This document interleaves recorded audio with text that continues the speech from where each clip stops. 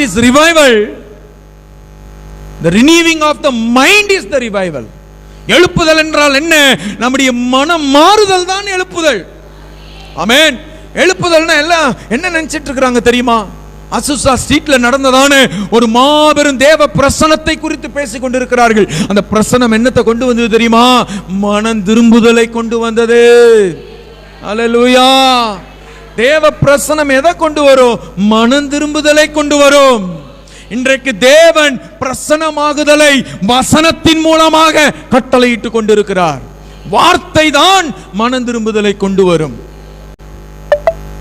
அன்றைக்கு ஏற்பட்ட அந்த எழுப்புதல் இன்றைக்கு நமக்கு மனம் திரும்புதலை வார்த்தையிலே நமக்கு கொடுத்து கொண்டிருக்கிறது. எல்லாரும் நினைச்சிட்டு இருக்கிறாங்க ஏதோ ஒரு எழுப்புதல் வரும் வரும் வரும். நீ தான் எழும்பணும்.